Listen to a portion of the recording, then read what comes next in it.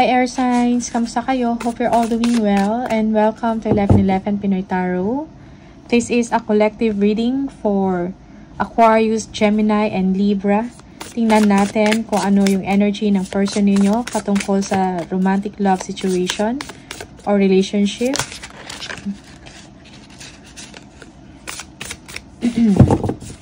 Please subscribe, like, comment, and share. And please tap the bell for updates from this channel. Maraming salamat sa iyo. Sa inyo, air signs, nagilig-galig yung mga cards.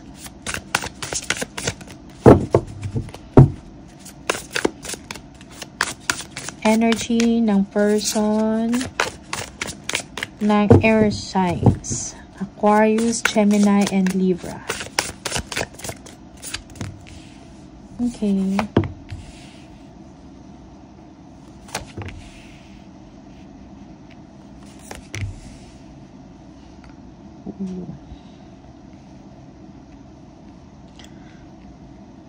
So, air signs, parang minamanifest ka, no?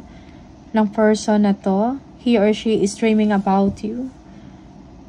Okay? Maybe nagkaroon kayo ng conflict or problema and gusto ng person na to na magkaayos kayo. Okay? Yeah, maybe for some of you, kung hindi man romantic, at least as friends, no? Maybe siguro naging buddy-buddy kayo nito or nag-start kayo as friends tapos nagkaroon ng nagka-developan, something like that. Okay? From friendship na nag-turn into romantic, no? Relationship. Okay?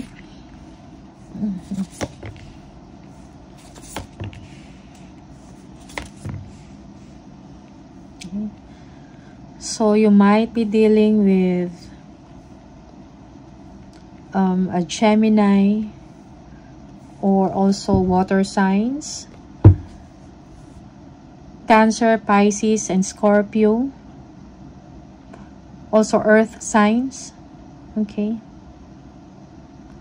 Virgo, Taurus, and Capricorn, and a little bit of fire signs. Okay, yeah.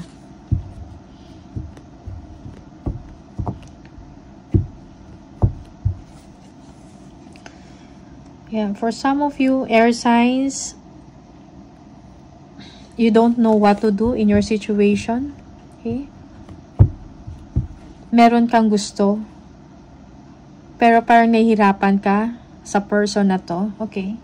Maybe parang hindi ka niya pinapansin or you are waiting for him or her to express or to communicate with you or magpakita ng interest sa inyo. Okay? Yeah, medyo stress ka in the situation, most especially sa work. Okay?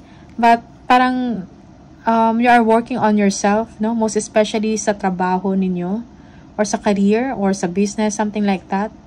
Naka-focus din kayo doon. You are a hardworking person, dedicated sa trabaho. Yeah, for some of you, you are what do you call this? Self-sufficient or financially independent, financially secured. Okay? You're on your own. Yeah.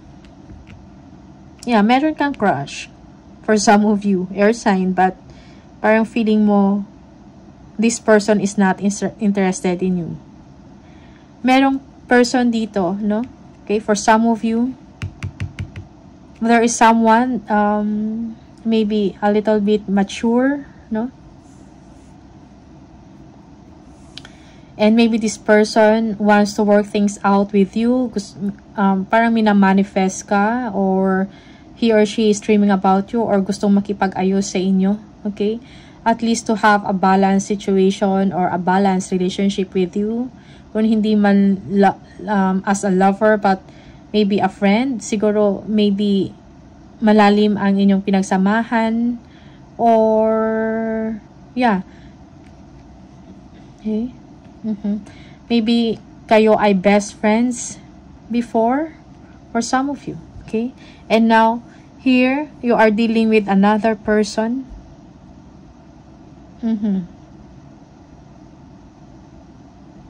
Okay, tingnan natin.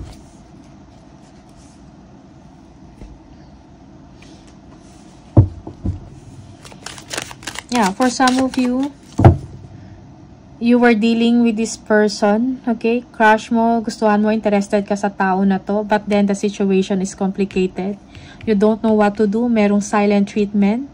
You're thinking about this person, dreaming about you, or you are dreaming about this person. Then there is someone else na may crush sa inyo, okay? Just take what resonates for you and leave the rest kung hindi para sa'yo. And you are just focusing also your time and energy sa work. Okay? Tingnan natin. Queen of Cups.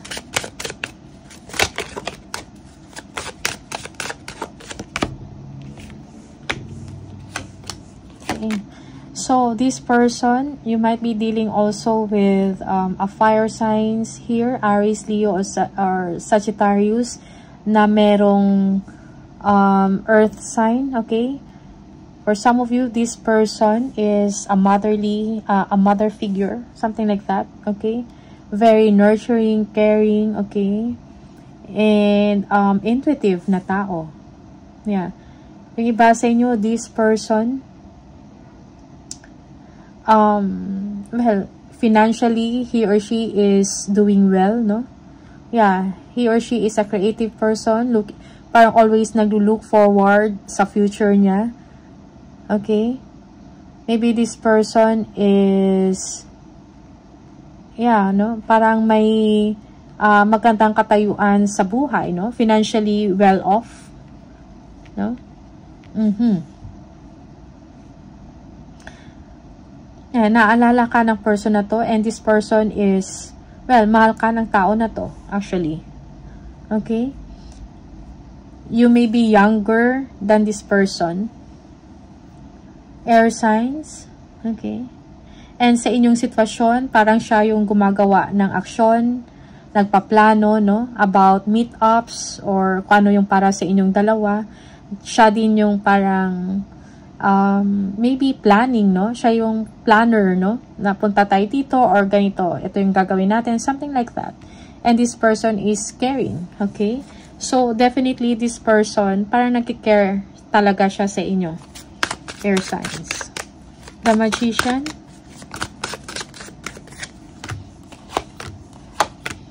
Okay, so parang come what may, although this person is manifesting you or naalala ka or gusto niyang ayusin sa inyong sitwasyon, yung magkaayos kayong dalawa.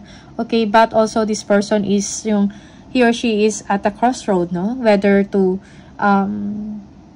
ipagpaliban or mag-move forward siya or mag-stay in the connection or in the relationship, okay?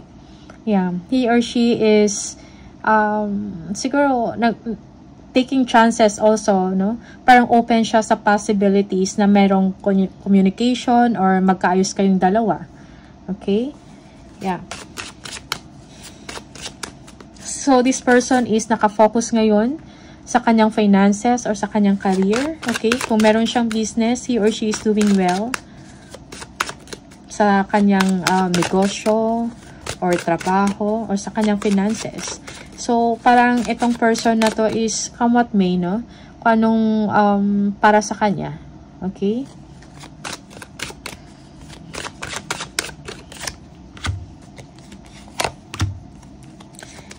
Yeah. Okay? So, disappointed, yeah, or nalulungkot yung person na to. Parang gusto niya mag-communicate sa inyo. Yeah. Or express yung kanyang nararamdaman. Gusto niyang tumawag or kausapin ka. But the thing is, the situation is parang mahirap. And maybe this person is also parang ma-pride. Parang fighting off kung ano yung nararamdaman niya. But this person is nalulungkot, no? Disappointed in the situation. Namimiss ka ng tao na to. Okay? Parang feeling niya, parang wala ng chance na magkaayos kayong dalawa. Okay? Or wala ng communication, something like that. Yes. Okay?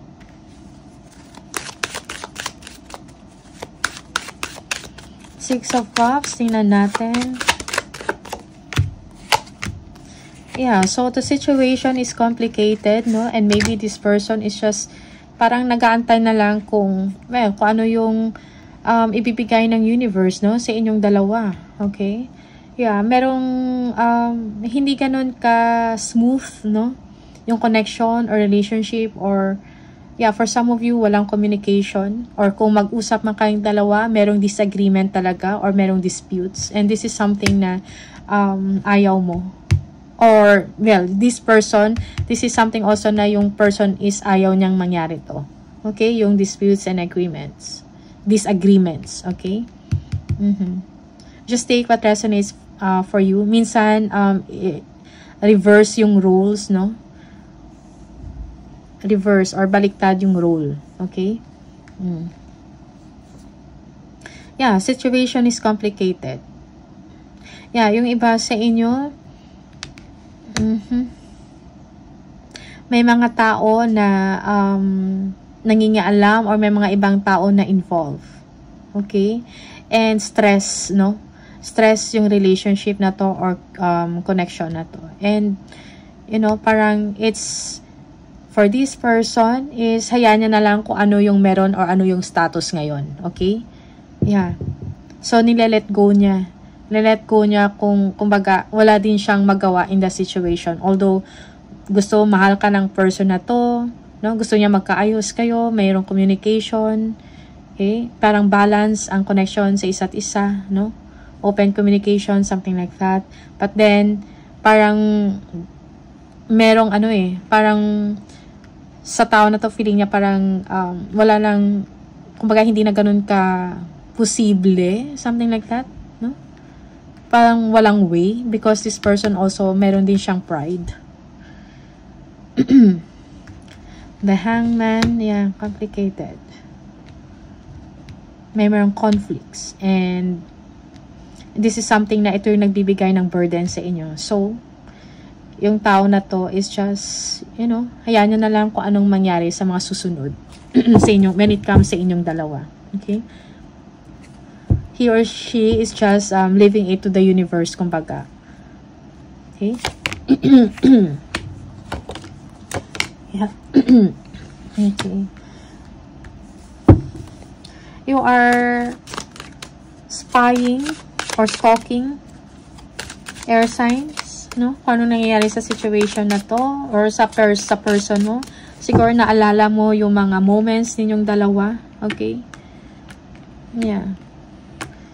Maybe you are, maybe this person is already in a committed relationship, or married na yung tao na to. Maybe, or air signs, you are also dealing with a person, no? Yung person mo in the past, no?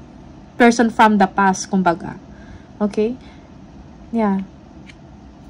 Spying, stalking, getting information. Anong nangyari? Naalala pa ba ako ng tao na to? Or hindi? Mahal pa ba niya ako? Interesado pa ba siya sa akin? So, ito yung feelings mo ngayon. Air signs. Okay? Yeah. 9 of Wands.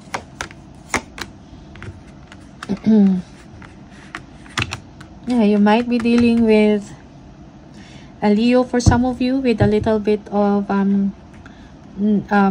my earth sign din siya sa chart niya for some of you. Okay? So, maybe this person is, itong person na to, you know, you're aware that this person is self-secured or self-sufficient, something like that, no? Yung parang financially, what do you call this? Financially independent or financially secured, no? Or stable na yung tao na to. And for you, parang nahihirapan ka. Okay? Nahihirapan ka to, or nag-iisip ka ng paraan paano mo siya ma-reach yung tao na to. Okay? And this is something na parang ito yung concern mo, ito yung problem mo for some of you. Okay? Yung iba sa inyo, you cannot forget this person. Yeah. Naalala mo yung tao na to. Okay? Parang for you, this is the person na parang kailangan mo, no? In your situation. Air signs. Okay, 4 of Cups. Tingnan natin.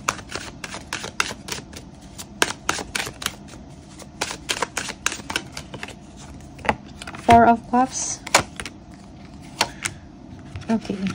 So, yeah. Merong silent treatment, walang communication na to. Okay. Well, you're thinking about this person pero walang communication, no? Yeah, for some of you, yeah, okay. Mahal mo yung tao na to. Mahal mo yung tao na to. Air signs. Okay? Yung iba sa inyo, you're thinking kung meron pa bang magkakabalikan pa ba? Something like that? Or resurgence ng relationship or panunumbalik ng pagmamahal or ng isang relasyon, no? Yeah. Okay? So, you're thinking about that. Okay? Looking forward to it. Yeah, for some of you, you are dreaming. Thinking about this situation. Okay? Yeah. For some of you, yeah, yung iba sa inyo, you're thinking that maybe this person is not anymore interested to you. Okay? Air signs. Or you are wishing, no? You are wishing na yung tao na to is magpaparamdam, no? Or, yeah, babalik sa inyo. You're thinking about that. Okay? Yeah. Nine of Pentacles.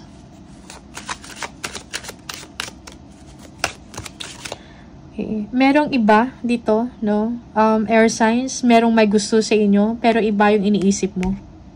Okay? Parang iniisip mo yung past, yung nawala na, or yung, hindi naman nawala, is, what I call this, yung hindi active, no? Okay? Merong someone na may gusto sa inyo, eh. Yeah. Okay?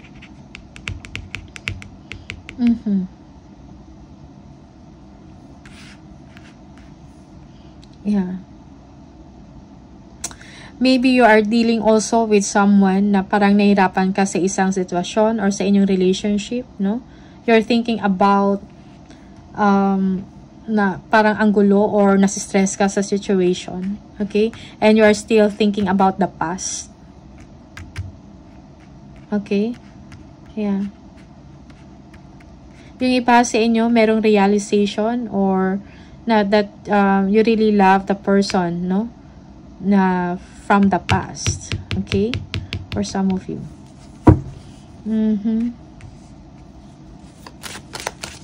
Nine of Pentacles.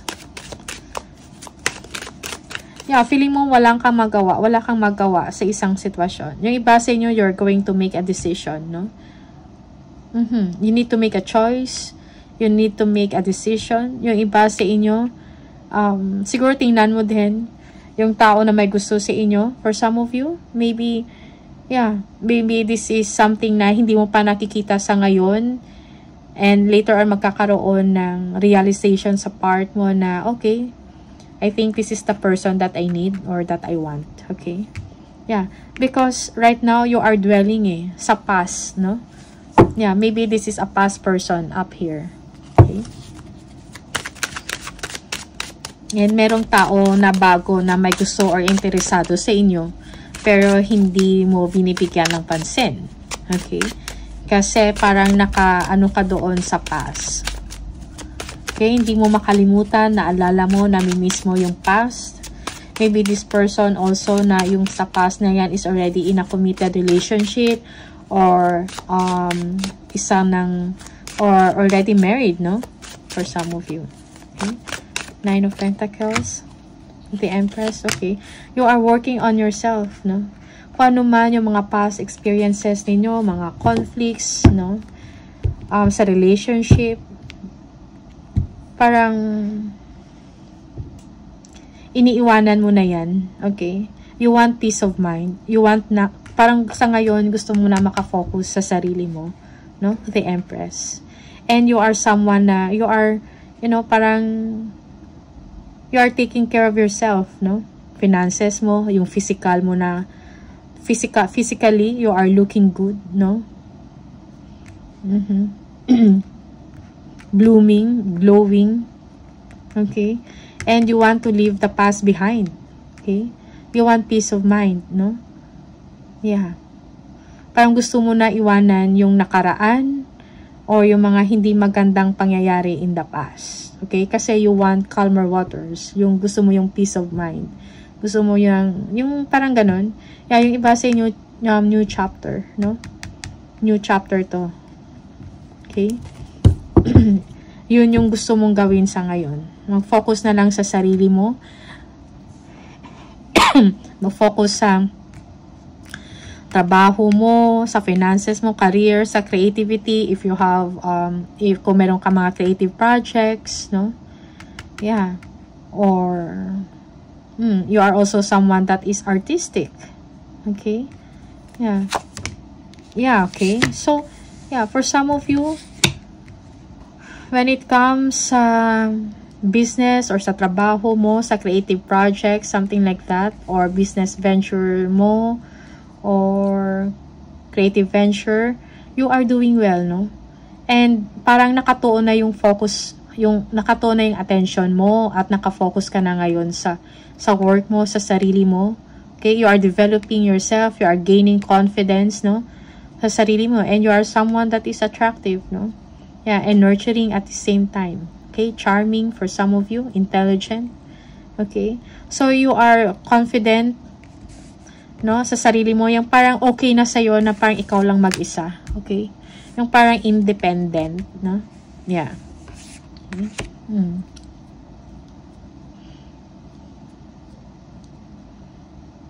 Yeah. Okay? Yeah, yung iba sa nyo, solo flight. Kumbaga. It's like, for you, yeah, maybe you are torn between two lovers, no? Two lover or two people. Yeah, maybe you are a male and you are dealing with two females. Okay, and complicated yung situation, so you just want peace of mind. Kasi parang complicated yung situation mo. Okay, so that's why nakafocus ka na lang sa sarili mo. About sa trabaho mo, sa career mo, sa finances. Okay? Financially, you are doing well. Okay? Yeah. The Hermit, no? So, parang, yeah, introspection din, no? Kung ano nangyayari sa sitwasyon mo. Okay? Analyzing kung ano nangyayari sa life mo, or most especially in your love, sa love life mo. Ano yung mga kailangan mong baguhin, or ano yung mga solusyon. Okay? You are introspecting, no? You are looking for enlightenment and answers sa situation mo ngayon. Okay? When it comes to work, no? Yeah, parang ikaw yung someone na kilalang kilala. Okay? Maraming nag-a-admire sa inyo. Yeah, parang you are victorious sa inyong ginagawa sa trabaho mo, most especially sa creative field. Okay? Yeah. Financially, you are improving. Of course, may mga tao sa paligid mo na, you know, maraming conflicts or competition. For some of you, you need to ignore kung ano tong mga, or choose your battles wisely for some of you. Do not waste your time sa mga tao na, you know, hindi naman maganda yung intention sa inyo. Yes, the moon. Okay, may mga tao behind your back na may mga ginagawa na hindi maganda, na hindi fair para sa inyo, na wrong or hindi tama yung motibo sa inyo. Okay? Yeah, air signs. Alright? So, air signs, these are the messages for you. Maraming salamat and see you on the next video. Bye!